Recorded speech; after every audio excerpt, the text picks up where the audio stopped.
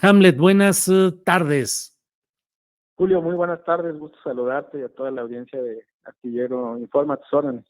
Gracias, Hamlet, por tomar esta llamada por la vía telefónica y gracias por la premura con la que hemos pedido conocer tu opinión acerca de lo que ha sucedido hoy en la Suprema Corte de Justicia de la Nación, cuando por 8 votos a 3 aceptan que vaya a consulta la reforma judicial. ¿Qué implica técnica y políticamente esto, Hamlet?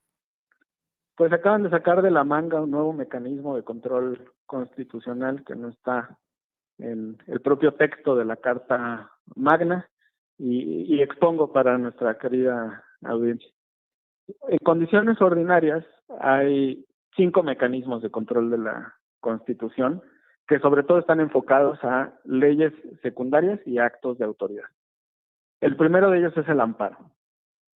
El artículo 61, fracción primera de la Ley de Amparo, establece que el amparo es improcedente en contra de reformas constitucionales. Entonces ese camino está descartado.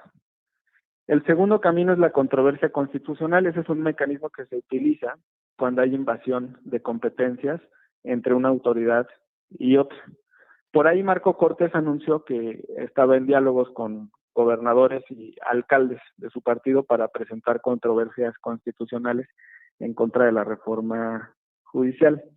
En el caso de los municipios serían notoriamente improcedentes porque no existe un poder judicial municipal, entonces no tienen nada que defender los alcaldes en cuanto a una invasión de competencias. Lo secundó el gobernador de mi estado, Enrique Alfaro, que tiene ganas de hacer su último ridículo antes de dejar el poder, y dijo que estaba explorando una controversia constitucional contra la reforma judicial. Quiero decir que nosotros fuimos muy cuidadosos en el texto para respetar la soberanía de los estados. Esto técnicamente se llama libertad de configuración legislativa. Y lo que se estableció es un margen para que entre 2025 y 2027 los constituyentes de los estados, es decir, por regla general, sus legislaturas más la mitad más uno de los municipios, en el caso de mi estado de Jalisco, los 38 diputados locales, más la mitad más uno de los 125 cabildos de los municipios, aprueben su propia reforma constitucional local. Entonces, nunca invadimos la competencia local, ni estamos estableciendo que obligatoriamente se elija en 2025 a los jueces y magistrados locales. Esa es una decisión de los constituyentes estatales. Tercer vía, la acción de inconstitucionalidad. Este mecanismo requiere de las firmas de las minorías parlamentarias, 1/3 de la Cámara o 1/3 del Senado de la República. La propia Corte ha establecido que los legisladores se pueden arrepentir, es decir, que quien haya votado a favor de una reforma legal, después firme una controversia para impugnarla, una acción de inconstitucionalidad para impugnarla como contraria a la Constitución, contraria a la Carta Magna. Aquí la brillantez de Marco Cortés pues lo llevó a expulsar al senador Yunes cuando votó a favor de la reforma, sin reparar que a pesar de haber votado a favor de la reforma, pudo haberlo convencido de que le firmara la acción de inconstitucionalidad para reunir el tercio, para siquiera llevar el documento ante la Corte. Tomó esa decisión. El cuarto mecanismo son los juicios en materia electoral. Ahí tienes juicio de revisión constitucional, juicio de protección de derechos políticos electorales de los ciudadanos y demás. Y el quinto mecanismo de control no viene del judicial, sino del ejecutivo, que es el poder de veto. El poder de veto está enfocado a la legislación secundaria.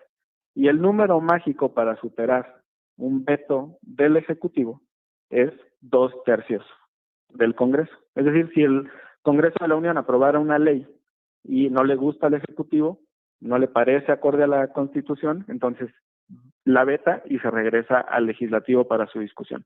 Y si el Legislativo ahora en vez de la mitad más uno reúne los 2/3, entonces se supera el veto.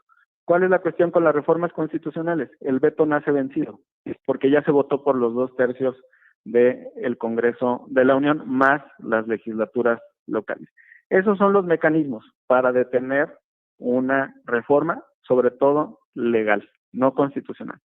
Y ahora la Corte se inventa un sexto camino a través de un procedimiento de consulta, de un trámite del expediente al que se le llama varios, para poder generar alguna especie de sentencia y entonces intentar echar abajo una reforma. Ese mecanismo no está contemplado en la Constitución, entonces de origen ya la están violando, Julio, y por supuesto que están también atentando contra la soberanía popular y en contra del artículo 39 de la Constitución.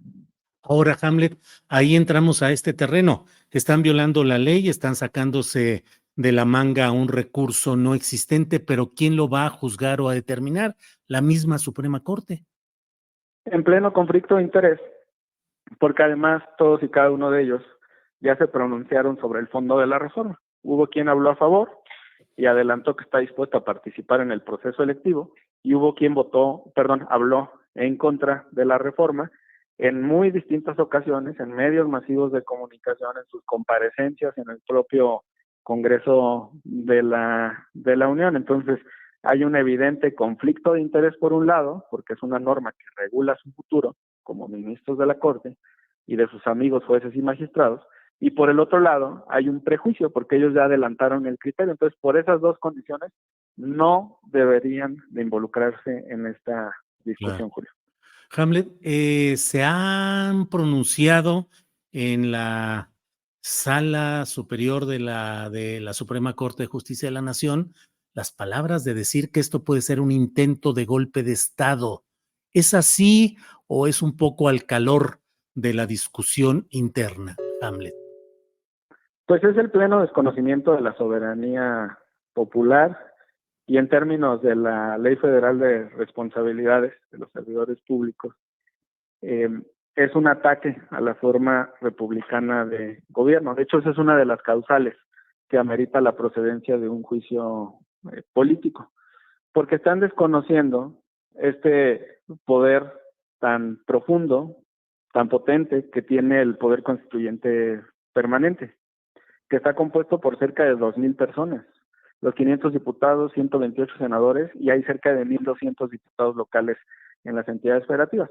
No todos los congresos estuvieron dispuestos a votar la reforma judicial, pero fueron cerca de 25. Entonces, la oportunidad de discusión ahí estuvo, y el constituyente permanente tomó esta decisión, y es una representación muy plural de la ciudadanía, del pueblo de México. Y lo que dice el artículo 39, ¿no? Pues el pueblo de México tiene todo tiempo el inalienable derecho de alterar o modificar su forma de gobierno. Entonces, ellos están desconociendo el voto popular y están desconociendo también la representatividad que tiene el poder constituyente y sus facultades. Me gustó mucho el discurso de Yasmín Esquivel. O sea, la Corte no tiene la facultad de enjuiciar a la Constitución, y esto ya es texto constitucional. Hamlet, están admitiendo a consulta, falta que haya una emisión concreta de una resolución, pero en los escenarios previsibles estamos en presencia de ¿qué? De que la Suprema Corte diga que se da reversa al proceso de la reforma judicial y que obligue o trate de obligar a que el Poder Legislativo y el Ejecutivo no cumplan con ese proceso de la reforma, y que si no lo cumplieran, ¿qué? Que pudieran ser destituidos o encarcelados, uno. Y del otro lado, suponiendo que se aprueba un juicio de procedencia, retiro de fuero a los ministros de la Corte, ¿qué procedería? ¿Destituirlos o encarcelarlos?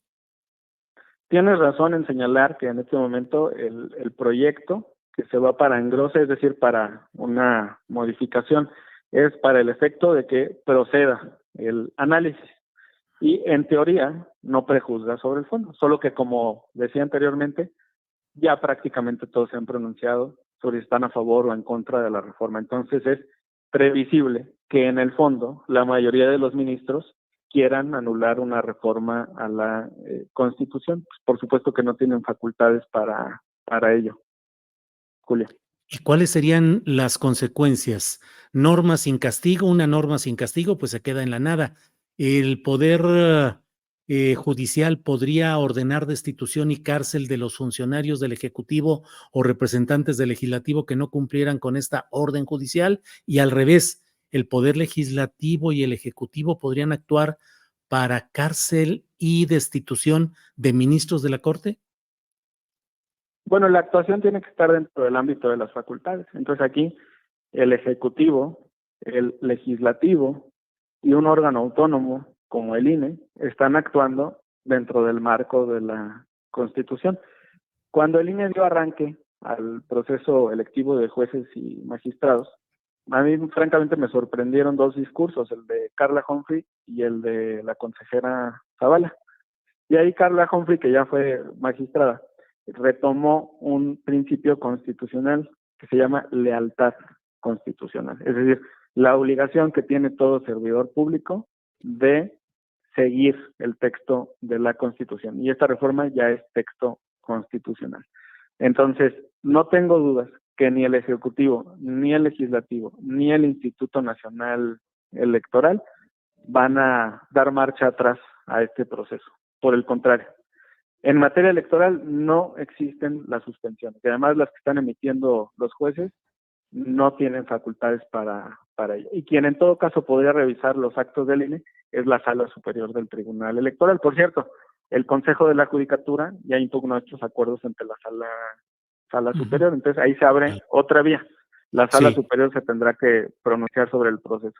Y sobre la penalización, digamos, de las actividades, pues a mí me parece que es improcedente contra los legisladores, contra los integrantes del Consejo General del INE, contra los miembros del gabinete y por supuesto la presidenta constitucional, porque están siguiendo el texto de la Carta Magna. Quienes están actuando fuera de sus facultades constitucionales, pues son los propios ministros de la Suprema Corte de Justicia de la Nación. Por ende, sus actos de origen están viciados, son nulos, no tienen facultades. Pero la consecuencia desde la óptica de ese Poder Judicial en la normatividad implica que quien infrinja o no cumpla las resoluciones deba ser destituido o encarcelado. Pues imagínate que la Suprema Corte de Justicia de la Nación emita una sentencia para que se ejecute a alguien en un paredón. Bueno, pero son pues cosas distintas, creo yo. Pues claro, a ver, ahorita están desconociendo el principio democrático.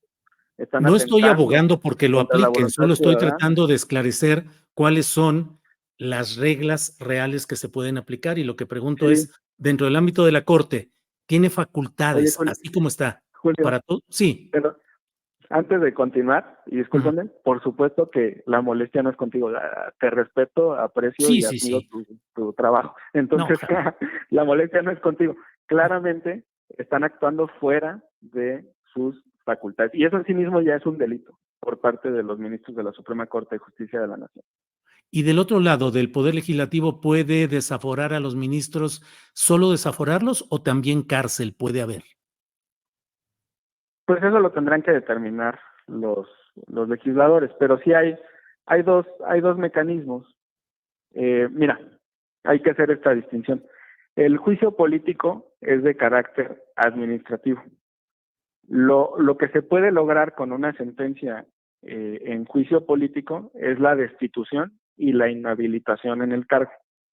Es distinto al caso del desafuero, que es el retiro de la inmunidad.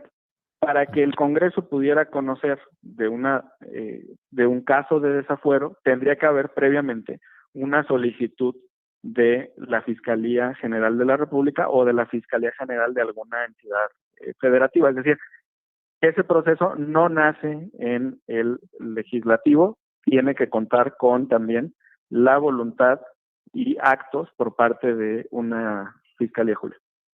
Bien, sabes también, pero llegaríamos al momento en que sean los propios jueces quienes decidan si se cometió o no un delito del orden federal.